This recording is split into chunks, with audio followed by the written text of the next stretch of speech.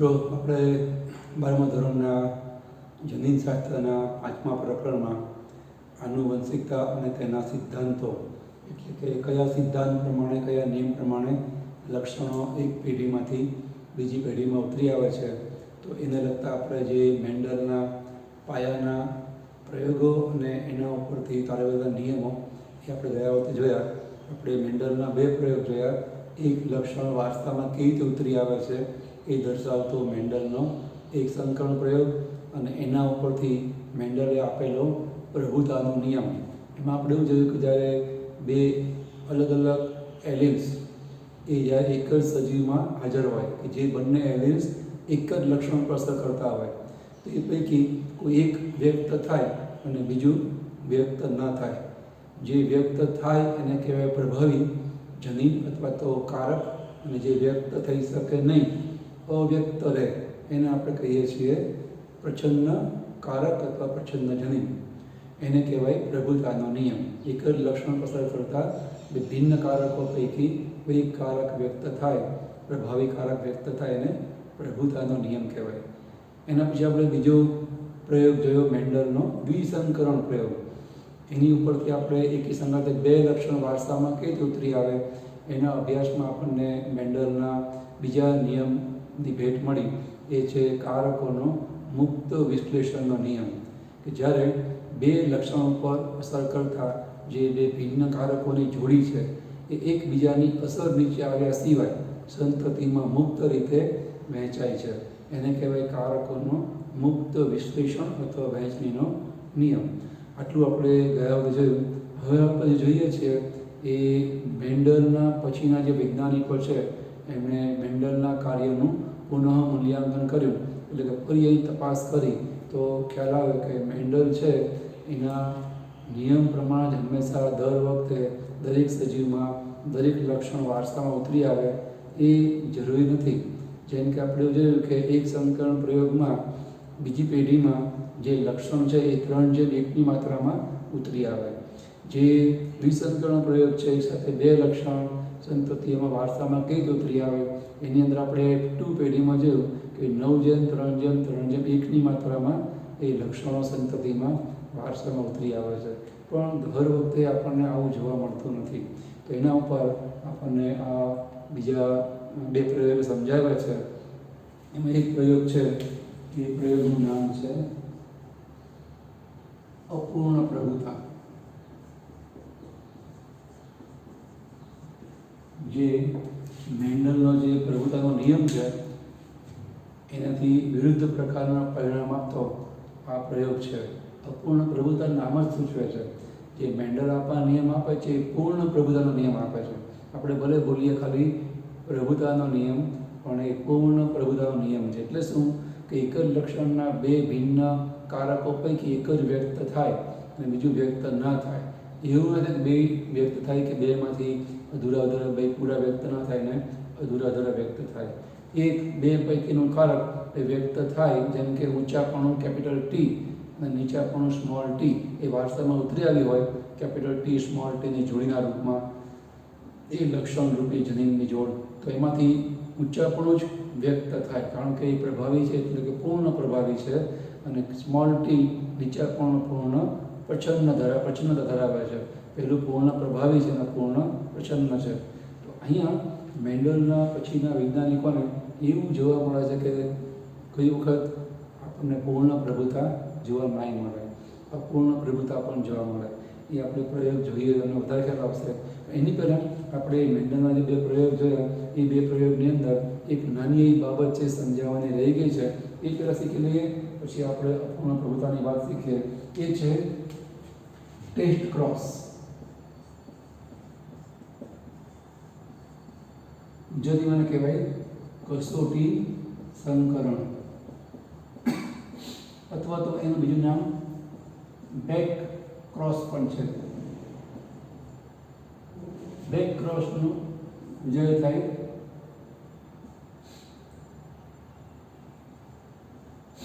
પુનઃ પિતૃ સંકરણ.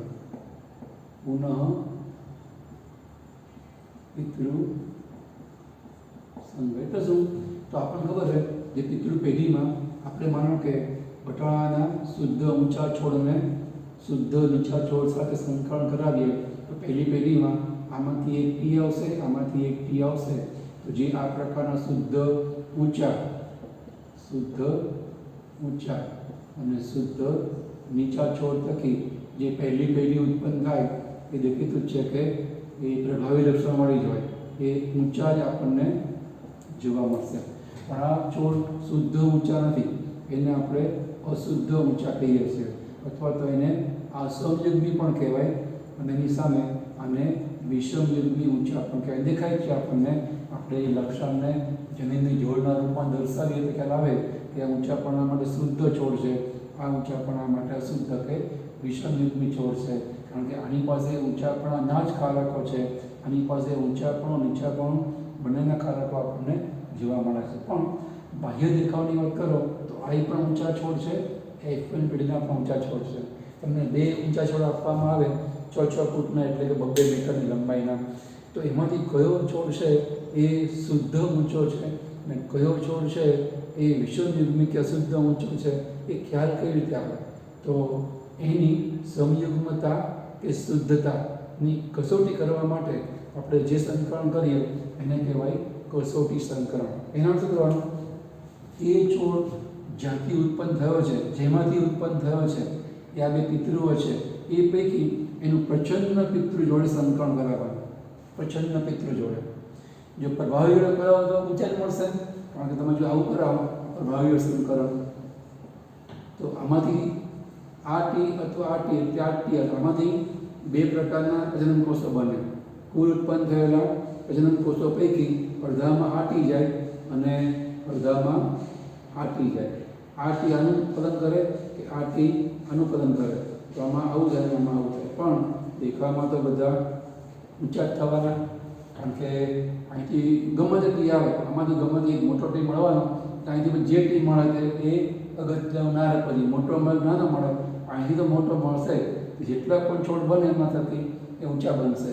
એટલે એનાથી આપણને કંઈ એની શુદ્ધતાનો ખ્યાલ નહીં આવે કે શુદ્ધ છે કે નહીં.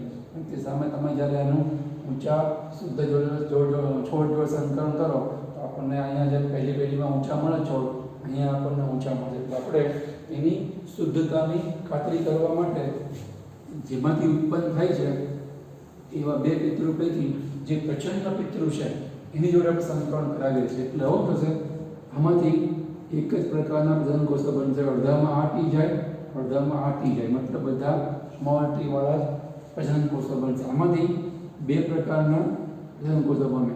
કુલ ઉત્પન્ન થયેલા પ્રજનન કોષો પૈકી અડધામાં આ ટી જાય, અડધામાં આ ટી જાય. શક્યતા ફલનની પછી બે થઈ ગઈ. આનું ફલન કરે તો એમાં આવું ઉત્પન્ન થાય, આનું ફલન કરે તો એમાં આવું ઉત્પન્ન થાય. કુલ ઉત્પન્ન થયા છોડ પૈકી 50% એ ઊંચા અને 50% નીચા ઉત્પન્ન થાય. એટલે કે 1:1ની માત્રામાં આપણને છોડ જોવા મળે. હમણાં જે જોયું એમાં બધા 100% ઊંચા હતા. જો F1 પેઢીને એને આપણે ભાવિ પિતૃ જો સંકલન કરાવડાવો 100% બધા ઊંચા છોડ જોવા મળે. પણ જો આ જે ઊંચો છોડ છે, એટલે આપણે હમણાં કીધું ને કે બે છોડ ઊંચા આપેલા હોય, એક ઊંચો એ શુદ્ધ છે પિતૃ પેઢીનો અને બીજો ઊંચો એ F1 પેઢીનો છે, પ્રથમ પેઢીનો વિષમયુગ્મી. પણ બાહ્ય દેખાવમાં આપણને કંઈ ખબર પડે? આપણે માનો કે ભૂલી ગયા આમાં કયો પિતૃ ને કયો વિષમયુગ્મી F1 પેઢીનો છોડ છે, કયો P પેઢીનો, કયો F1 પેઢીનો. તમે જ્યારે સંકલન કરાવડાવો જેની અંદર છોડ નીચે જઈને જોડે બધા છોડ ઊંચા બને એના શુદ્ધ છે. અને જો તમે સંકલન કરાવડાવો ઊંચા છોડ જોડે, નીચા છોડ જોડે, ઊંચા છોડનો નીચા છોડ જોડે, અને જો 50% છોડ એ ઊંચા અને 50% નીચા ઉત્પન્ન થાય, તો એનો મતલબ કે આ છોડ છે ઊંચો દેખાય ભલે આની જેમ, પણ એની જેમ સમયુગ્મી નથી, વિષમયુગ્મી છે. તો અહીંયા કસોટી સંકલનનો મતલબ તમને ખ્યાલ આવી ગયો હશે. F1 ઇન્ટુ પ્રચ્છન્ન પિતૃ, જે F1 પેઢી ઉત્પન્ન થઈ છે એનું એના પિતૃ પૈકી પ્રચ્છન્ન પિતૃ હોય એની જો સંકલન કરાવો તો તમને જે સંકલન કરો છો એને કહેવાય કસોટી સંકલન. જો પરિણામ 1:1 મળે તો આ F1 છે એ વિષમયુગ્મી કહેવાય. અને જો 100% બધા પ્રભાવી મળે એનો મતલબ કે એ સમયુગ્મી છે. તો આવી રીતે પ્રથમ પેઢીમાં ઉત્પન્ન થયેલા સજીવ કે સંતતિની જે સમયુગ્મતાની કે વિષમયુગ્મતાની કસોટી કરવી, એના માટે તમે સંકરણ કરો છો એનું ફરી પાછું એના તે પ્રચંડના પિતૃજો સંકરણ કરાવવાનું, એને કહેવાય કસોટી સંકરણ. અથવા તમે F1 પેઢીના એ સજીવનું એના પિતૃ ફરી પાછું સંકરણ કરાવો છો, તેને કહેવાય પુનઃ પિતૃ સંકરણ. પુનઃ એને એના પિતૃ જોડે સંકરણ કરાવડાવવું, એટલે એને બેક ક્રોસ પણ કહેવાય. તમે આગળ જતા એ જે સંતાન ઉત્પન્ન થયું એ સંતાનને ફરી પાછા એના પિતૃ જોડે સંકરણ કરાવડાવો છો, એટલે એને પુનઃ પિતૃ સંકરણ પણ કહેવાય. તો મેન્ડલના પ્રયોગમાં એક વાત આપણે બતાવી છે એ રહી ગઈ, પણ ટેસ્ટ ક્રોસ એટલે શું? F1 પ્રચંડ પિતૃ, અને એનો પર્પસ, એનો હેતુ શું છે? F1 પેઢીની શુદ્ધતા ચકાસવાનો, એની કસોટી કરવાનો હેતુ છે.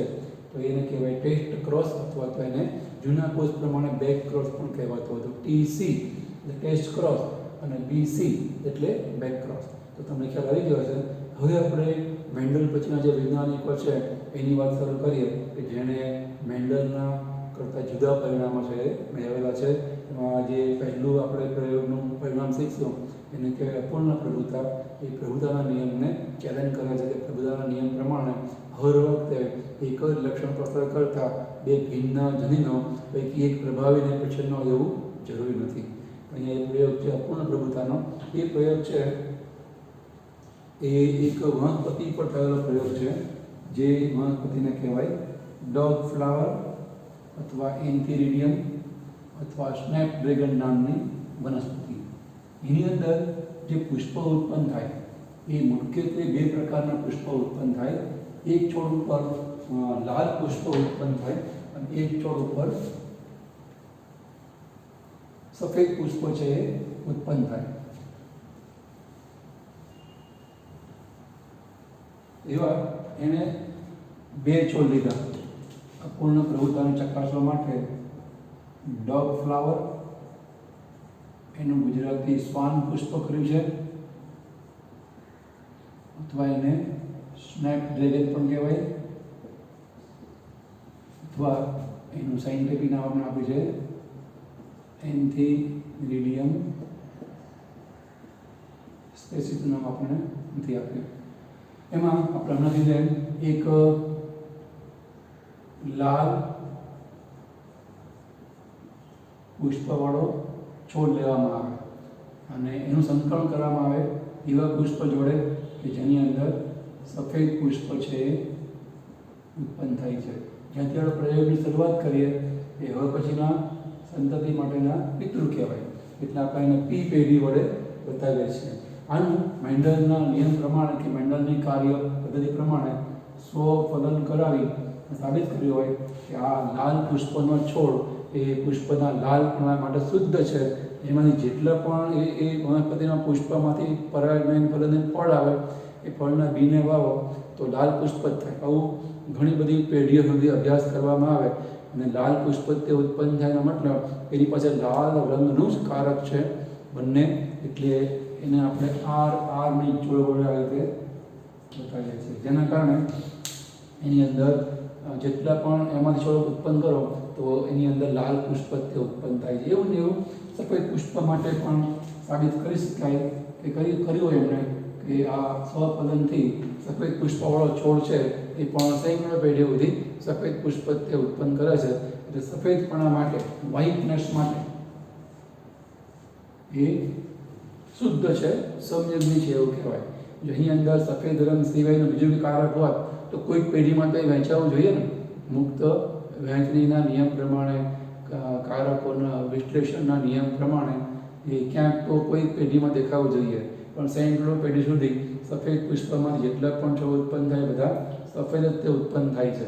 એનો મતલબ એ પણ લાલની જેમ સફેદપણા માટે શુદ્ધ છે. આવા લાલ અને સફેદ રંગના પુષ્પવાળા આ ડોગ ફ્લાવરના બે છોડ લીધા.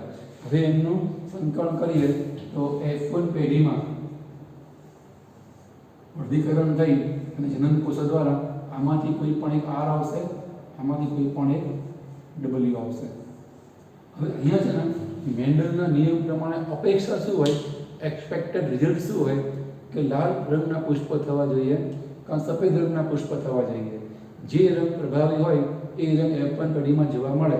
જો લાલપણું સફેદપણા પર પ્રભાવી હોય એટલે R એ W પર પ્રભાવી હોય તો લાલ પુષ્પ થાય.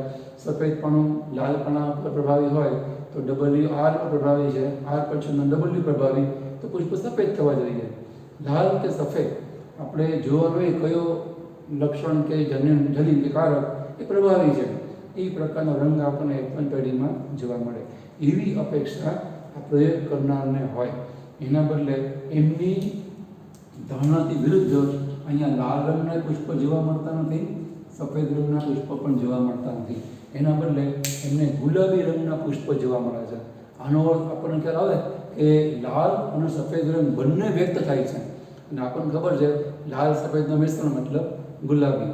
એનો મતલબ કે સફેદ પણ અંશતઃ વ્યક્ત થયો 100% નહીં તો એ 100% સફેદ થાય.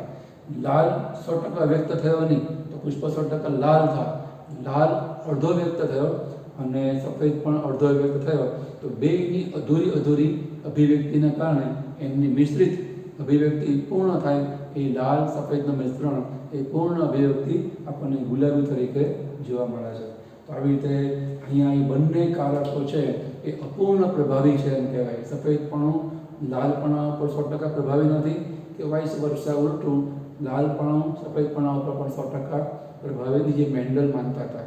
અહીંયા મેન્ડલથી વિરુદ્ધ પરિણામ આપણને જોવા મળ્યું કે અંદર ગુલાબી રંગ જોવા મળે. એવી રીતે આમાંથી જ્યારે તમે પિનટ સ્ક્વેર દ્વારા F2 પેઢી કઈ રીતે ઉત્પન્ન થાય એ જુઓ, એમાં પણ તમે થોડું પરિણામ મેન્ડલ કરતાં જુદું જોવા મળશે.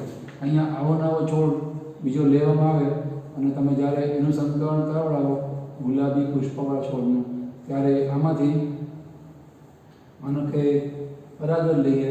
એ પરાગર છે એ નર પ્રજનન કોષ કહેવાય. એ બે પ્રકાર ઉત્પન્ન થાય. કુલ ઉત્પન્ન થયેલી પરાગર પૈકી અડધામાં આ જાય અને અડધામાં આ ડબલી જાય. અહીંયા એક માનો કે આ છોડ માદા છે, એમાં આપણે અંડકોષ લઈએ તો અર્ધીકરણથી ઉત્પન્ન થયેલા કુલ અંડકોષો પૈકી અડધામાં માદા જનનકોષનું આ નિશાની છે તો અડધામાં આ આર જાય અને અડધામાં આ ડબલી જાય. હવે તમે જુઓ કે જે આ પરાગરજ છે અને અહીંયા જે આ અંડકોષો છે એ પૈકી આ પરાગર આ અંડકોષનું પતન કરે, સંતતિમાં આવી જનીનની જોડ પુષ્પના રંગ માટે વારસામાં આવે. એવી રીતે આ પરાગરજ આ અંડકોષનું પતન કરે તો પુષ્પના રંગ માટે જનીનની આવી જોડ કે મેન્ડલની ભાષામાં કારકોની આવી જોડ વારસામાં આવે. અહીંયા W ને R, W ને W. હવે તમને ખ્યાલ આવે કે અહીંયા જે R અને W ભેગા થાય ને ત્યાં એની અપૂર્ણ અભિવ્યક્તિ જોવા મળે. એટલે કે આ આપણને ગુલાબી જોવા મળશે. આ પણ આપણને ગુલાબી જોવા મળશે. એની સામે જેમાં બંને R છે એ અહીંયા બતાવ્યું છે પિત્તળ પેઢીમાં એવી રીતે લાલ રંગના પુષ્પ હોય અને જેમાં બંને W છે એ પિત્તળ પેઢીની જેમ સફેદ હોય. તમે જુઓ આનું F2 પેઢીમાં પ્રમાણ કેવું જોવા મળ્યું? એક ભાગના છોડ 1/4 એક ચતુર્થાંશ છોડ લાલ જોવા મળે, એક છોડ એટલે કે 1/4 પાર્ટ એ છોડ આપણને સફેદ પુષ્પવાળા જોવા મળે. એની સામે આપણને બે છોડ છે RW વાળા એ આપણને ગુલાબી જોવા મળે. તમે જુઓ ધ્યાનથી અહીંયા બાહ્ય સ્વરૂપ પ્રમાણ ઇઝ ઇક્વલ ટુ જનીન સ્વરૂપ પ્રમાણ. જનીન સ્વરૂપ પ્રમાણ સરખું જ છે. જ્યારે મેન્ડલમાં કેવું હતું, એક સંકલન પ્રયોગમાં બાહ્ય સ્વરૂપ પ્રમાણ 3:1 હતું. 3 ઊંચા અને એક છોડ નીચો. બાહ્ય દેખાવમાં 75% છોડ મોટા અને ઊંચા હોય અને 25% નીચા હોય. પણ એ 75% ઊંચામાં એક્ઝેક્ટ 25% એ શુદ્ધ ઊંચાઈ, એમાં બંને મોટા ટી હોય અને 50% છે એની અંદર એક ટી મોટો એક ટી નાનો એવા હોય. એટલે જનીન સ્વરૂપ પ્રમાણ તમે જનીનની દ્રષ્ટિ જુઓ ને તો 1:2:1 જોવા મળે. એક ભાગ છોડ શુદ્ધ ઊંચો, બે ભાગના છોડ અશુદ્ધ ઊંચા, એક ભાગનો છોડ શુદ્ધ નીચો. અને બાહ્ય સ્વરૂપ જુઓ તો એ ત્રણેય ભાગના છોડ ઊંચા છે. તો બાહ્ય સ્વરૂપ પ્રમાણ મેન્ડલનું એક સંકલન પ્રયોગનું 3:1 અને જનીન સ્વરૂપ પ્રમાણ 1:2:1 હતું. એ આપણે ગયા વખતે જોયું હતું. અહીંયા તો તમે જુઓ કે બાહ્ય સ્વરૂપમાં એક લાલ, બે ગુલાબી ને એક સફેદ. અને જનીન સ્વરૂપમાં એવું જ છે. આ લાલ રંગ માટે શુદ્ધ, ગુલાબી માટે અશુદ્ધ અથવા તો વિષમયુગ્મી અને આ રહ્યું એ સફેદ માટે શુદ્ધ. એટલે અહીંયા બાહ્ય સ્વરૂપ અને જનીન સ્વરૂપ પ્રમાણ બંને એક જ જોવા મળે છે. તમને આ પ્રશ્ન પૂછાય કે બાહ્ય સ્વરૂપ અને જનીન સ્વરૂપ પ્રમાણ એક હોય તો એ કઈ પ્રકારની આનુવંશિકતા સૂચવે છે? એને કહેવાય અપૂર્ણ પ્રભુતા પ્રકારની આનુવંશિકતા આપણને એમાં જોવા મળે છે એવું કહેવાય. આ એક પ્રયોગ થયો. એવો જૂના કોર્સનો બીજો પ્રયોગ આપું છું. એના કનેક્શનમાં એક નવા કોર્સમાં બીજો પ્રયોગ આપે છે. એ બદલાઈ ગયો છે, પણ આપણે પહેલાં જૂના કોર્સનો એક પ્રયોગ જોઈએ અને પછી નવા કોર્સના એક પ્રયોગની વાત કરીએ. એ આખો પ્રયોગ જુદો છે. એની અંદર પણ આ મેન્ડલનો જે પ્રભુતાનો નિયમ છે એ જળવાતો નથી. આને કહેવાય અપૂર્ણ પ્રભુતા. એમ એવો જે બીજો પ્રયોગ થયેલો એમાં પણ આ પ્રભુતાનો નિયમ છે એ જળવાતો નથી. તો એ પ્રયોગમાં આપણને કેવું પરિણામ જોવા મળે છે? તો જે પરિણામ જોવા મળે છે એના આધારે આપણે એને કહીએ છીએ સહપ્રભુતા. એને કહેવાય કોડોમિનન્સ. કોડોમિનન્સ અથવા તો સહપ્રભુતા. આપણે મેં કીધું પહેલાં જૂના કોર્સનો એક પ્રયોગ જોઈએ. એક ગાય છે જે લાલ રૂંવાટીવાળી ગાય છે. લાલ રંગ માટે મને કે એમાં આ જમીનની જોડ છે. એનું સંકલન આપણે કરાવીએ છીએ એક સફેદ રૂંવાટીવાળી ગાય સાથે. ગાય બે માદા થઈ જાય. આપણે અહીંયા એક પ્રકારની ગાયનો નર અને આ પ્રકારની ગાયમાં માદા એવું સમજવાનું. તો આ પ્રકારની ગાયમાં નર અને આ પ્રકારની ગાયમાં માદા એવું સમજવાનું. અહીંયા આપણે માનો કે નર અને અહીંયા માદા લઈએ. તો અહીંયા સફેદ રૂંવાટી ઉત્પન્ન કરવા માટે જવાબદાર જનીનની જોડ એ ડબલ છે વ્હાઇટનેસ માટે. આનું સંકલન કરવામાં આવે તો એફએલ પેઢીમાં નેચરલી આમાંથી એક આર આવશે, આમાંથી એક ડબલ્યુ આવશે. એટલે હવે આપણી અપેક્ષા બે પૈકીની એક થાય. મેન્ડલ પ્રમાણે જો અહીંયા આ લાલપણું સફેદપણા ઉપર કે સફેદપણું લાલપણા પર પૂર્ણ પ્રભાવી હોય તો સફેદ જોવા મળે, કાં તો લાલ રૂંવાટીવાળી ગાય જોવા મળે. જે પણ રંગની રૂંવાટીવાળી ગાય જોવા મળે એ રંગ પ્રભાવી સાબિત થાય. આ એક. અને કાં આપણે આ અપૂર્ણ પ્રભુતાની જેમ બીજું અનુમાન લગાવી શકીએ કે ગુલાબી રંગની રૂંવાટીવાળી ગાય છે ઉત્પન્ન થવી જોઈએ. તો એને કહેવાય અપૂર્ણ પ્રભુતા. ગુલાબી અને લાલ રંગના જે કારકો છે એ અપૂર્ણ પ્રભાવી છે, પૂરેપૂરા પોતે વ્યક્ત પોતાની અસર કરી શકતા નથી. અહીંયા આપણને પૂર્ણ પ્રભુતા જોવા નહીં મળે. અહીંયા બતાવ્યું એમ અપૂર્ણ પ્રભુતા પણ જોવા નહીં મળે. આપણને એક નવું પરિણામ જોવા મળે છે. અહીંયા કેવું જોવા મળે છે? એ ગાયની અંદર જે ઉત્પન્ન થયેલ રૂંવાટી છે એ પૈકી 50% લાલ અને 50% સફેદ રૂંવાટી આપણને જોવા મળે છે. એનો મતલબ થયો કે વારસામાં આવેલા આરે પણ પોતાની પૂરેપૂરી અસર બતાવી અને ડબલ્યુએ પણ પોતાની પૂરેપૂરી અસર બતાવી. એના કારણે એની શરીરની રૂંવાટીમાં 50% રૂંવાટી પૂરેપૂરી સંપૂર્ણપણે લાલ થઈ એની પિતૃપેઢીમાંથી, અને 50% રૂંવાટી પૂરેપૂરી વ્હાઇટ થઈ આમાં જેમ જોવા મળે પિતૃપેઢીમાં એમ. એના મતલબ બંને જનીનો પ્રભાવી છે અને બંને સાથે વ્યક્ત થાય છે. તેને એટલા માટે કહેવાય સહપ્રભાવીપણું, કોડોમિનન્સ, સહપ્રભુતા. બંને સાથે પ્રભાવીપણું વ્યક્ત કરી શકે તેને કહેવાય સહપ્રભુતા. અહીંયા પણ હવે તમને ખ્યાલ આવી જાય કે તમે આનો હવે સ્વફલન કરી F2 પેઢીમાં ઉત્પન્ન કરી અને પરિણામ મેળવો તો આપણને પરિણામ છે કેવું જોવા મળે ખ્યાલ આવી જાય તમને.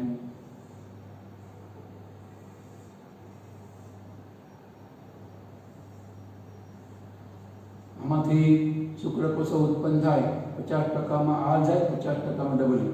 આવો નવો પ્રકારનો સહપ્રભાવિત ઉત્પન્ન થયેલા એપ્લોઇમેન્ટનો નર લઈએ એમાં શુક્રકોષો ઉત્પન્ન થાય, એવો માદા લઈએ એમાં અંડકોષો છે 50%માં આર ધરાવે, 50%માં ડબલ્યુ. એનું સંકરણ થાય બે પ્રકારના શુક્રકોષો, બે પ્રકારના અંડકોષો, શક્યતા ફલનની કુલ 4 પ્રકારની થાય. આવી રીતે આની જેમ જ આપણને આવું જોવા મળે. હવે તમને ખ્યાલ આવે કે આની અંદર છે કે આપણને લાલ રંગની રૂંવાટી જોવા મળે, આની અંદર સફેદ રંગની રૂંવાટી જોવા મળે. ત્યારે વચ્ચેના બે છે વિષમયુગ્મી, એની અંદર આપણને 50%માં લાલ અને 50%માં સફેદ, 50%માં લાલ, 50%માં સફેદ. અહીંયા પણ 1:2:1 પ્રમાણ જોવા મળે, જેમાં આની અંદર લાલ, આમાં સફેદ અને લાલ સફેદ ભેગી મળે તો આપણે ભૂખરી અથવા તો આપણને બાહ્ય દેખાવમાં ગુલાબી લાગે, પણ આની જ ખબર પડે કે લાલ સફેદ બંનેમાંથી પૂરેપૂરા લાલ સફેદ રંગવાળી ત્યાં હાજર છે. અહીંયા અપૂર્ણ પ્રભુતાની જેમ સહપ્રભુતામાં પણ તમે જુઓ તો બાહ્ય સ્વરૂપ પ્રમાણ અને જનીન સ્વરૂપ પ્રમાણ એ સરખું જ જોવા મળે. બાહ્ય દેખાવે એક લાલ એક સફેદ ને બે મિક્સ ત્રણવાળી જોવા મળે ગાય, અને જનીન સ્વરૂપ જો તો પણ એવું છે, લાલ માટે શુદ્ધ, સફેદ માટે શુદ્ધ, અને આ મિશ્ર વિષમયુગ્મિક લક્ષણ માટે કે કારકવા માટે પણ બે એક જેમ એક એ બાહ્ય સ્વરૂપમાં અને જનીન સ્વરૂપમાં સેમ રેશિયો કે પ્રમાણ રહેવાનું. તો અહીંયા આવી રીતે મેન્ડલના કરતાં જુદા પરિણામ આપણને જોવા મળે. એમાં કોઈક વખત આવી રીતે જનીનો છે, એક જ લક્ષણ પસાર કરતા જનીનો, પુષ્પનો રંગ લાલનો સફેદ પસાર કરતા બંને જનીનો કારકો જ્યારે એક પેઢીમાં ભેગા મળે, એક વ્યક્ત થાય, એક વ્યક્ત ના થાય બનતું નથી, બંને અપૂર્ણ વ્યક્ત થાય તો આપણને અપૂર્ણ પ્રભુતા જોવા મળે. અને ઘણીવાર બંને કારકો એ વ્યક્ત થાય એને કહેવાય બંનેની પૂર્ણ પ્રભુતા, એટલે કે એને કહેવાય સહપ્રભુતા. એમાં પણ ત્રણ જેમ એકના બદલે એક જેમ બે જેમ એક પ્રકારનું પરિણામ છે એ જોવા મળે. તો અહીંયા આપણને આ ચોપડી સિવાયનું આપણે એક એક્ઝામ્પલ કે પ્રયોગ જોયો. ચોપડીમાં આપણને પ્રયોગ આપ્યો છે વટાણાનો. એમાં આપણે એવું આપ્યું છે કે જે વટાણા છે એના દાણા છે અથવા તો બીજ છે, એની અંદર જે સ્ટાર્ચ સંગ્રહાયેલા, પ્રોટીન અને સ્ટાર્ચ બંને સંગ્રહાયેલા દાણામાં, એના માટે જવાબદાર જનીન છે બી, અને એનું પ્રચ્છન્ન બી આવું આપી શકે. ત્યારે આવું હોય ને, બંને પ્રભાવી જનીનની જોડ હાજર હોય ત્યારે એમાં મોટા કણો સ્ટાર્ચના બને. એટલે આવી રીતે જનીન જોડ હોય ત્યારે એવા વટાણાના દાણામાં નાના કણો સ્ટાર્ચના જોવા મળે. પણ બંને વચ્ચે સંકલન કરાવો તો F1 પેઢીમાં આપણને આવું જોવા મળે. હવે હું તમને આ રીતે પ્રયોગથી બતાવતો તમને ખ્યાલ આવી જ જાય. તો એમાં આવી રીતે વિષમયુગ્મી જોડ જોવા મળે ને, આનું અને આનું સંકલન કરાવો એટલે અહીંયા આપણને નાનાય નહીં અને મોટાય નહીં, મધ્યમ કણો સ્ટાર્ચમાં જોવા મળે. મધ્યમ કદના કણો, નાના કદના નહીં, મોટા કદના. એના મતલબ થાય કે આ મોટો બી નાનો બી એને બંને પોતાની અસર બતાવી તો આપણને વચ્ચેનું કદ સ્ટાર્ચના કણો જોવા મળે, એને આપણે મધ્યમ કદના કણો કહીએ છીએ. અહીંયા સ્ટાર્ચની કણોની જે વાત છે, સ્ટાર્ચના કણોનું કદ એ લક્ષણ ઉત્પન્નના જનીન એ પણ અપૂર્ણ પ્રભાવી છે એમ કહેવાય. ન લાલ ન સફેદ પણ ગુલાબી રંગ ઉત્પન્ન થાય, ન મોટા કદના સ્ટાર્ચના કણો ન નાના કદના સ્ટાર્ચના કણો. એના બદલે આવી પ્રકારની જનીનની જોડ છે એ બંને અપૂર્ણતા વ્યક્ત થાય એટલે આપણને મધ્યમ કદના સ્ટાર્ચના કણો જોવા મળે. તો આવી રીતે આ જે પ્રમાણ છે એમાં પણ આપણને આની જેમ જ બાહ્ય સ્વરૂપ અને જનીન સ્વરૂપ પ્રમાણ છે એક જેમ બે જેમ એક જ જોવા મળે. એ 25% છોડ એના વટાણા દાણામાં મોટા કદના સ્ટાર્ચના કણો જોવા મળે. 25% બીજા એક ભાગના છોડ છે એ આપણને નાના કદના સ્ટાર્ચના કણો ધરાવતા જોવા મળે, અને બાકીના 50% છોડ છે એ આપણને મધ્યમ કદના જોવા મળે. એટલે બાહ્ય સ્વરૂપ અને જનીન સ્વરૂપ બંને પ્રમાણ એક જ પ્રકારનું જોવા મળે, જેવું આપણને અહીંયા શ્વાન પુષ્પમાં જોવા મળે છે એવી રીતે. અહીંયા તમે જુઓ સહપ્રભુતા અને પૂર્ણ પ્રભુતા એ બંને પરિણામ કેવા જોવા મળતા કે આપણને મેન્ડલના પહેલા નિયમ પ્રભુતાના નિયમ કરતાં જુદી પ્રકારના જોવા મળે છે. આના જ કનેક્શનમાં હજી એક ઉદાહરણ છે, એ છે માનવ રુધિર. આપણને ખબર છે કે આપણા રુધિરની અંદર, બ્લડની અંદર અલગ અલગ પ્રકારના ગ્રુપ હોય છે, બ્લડ ગ્રુપ, રુધિર જૂથ A, B, AB અને O. એ તમે થોડુંક 11માં ભણ્યા છો. અહીંયા આપણે એને આ સંદર્ભમાં ભણવાનું છે કે રુધિરનું જૂથ છે ને એ વારસામાં કઈ રીતે ઉતરી આવું ને એક પ્રકારનું સહપ્રભુતાનું ઉદાહરણ છે. અને જેમ તે આપણે હવે નેક્સ્ટ લેક્ચરમાં જોઈએ છીએ. તો ટૂંકમાં એ આ 1, 2 અને પેલું રુધિરનું આપણે ત્રીજું ઉદાહરણ જે આપણે નેક્સ્ટ લેક્ચરમાં જોઈએ છીએ એ ઉદાહરણ સાબિત કરે છે કે મેન્ડલનો પ્રભુતાનો નિયમ હંમેશા દરેક સજીવના દરેક લક્ષણો માટે એ સાચો પડતો નથી. એમ એની પછીના સાયન્ટિસ્ટ છે એ છે Morgan, Thomas hunt Morgan, TH Morgan. એણે મેન્ડલના બીજા સંકલન જે પ્રયોગ છે, દ્વિસંકલન પ્રયોગ, એમાંથી એને નિયમ આપણને આપે કારકોનો મુક્ત વહેંચણીનો નિયમ. એ ખોટો પાડે છે.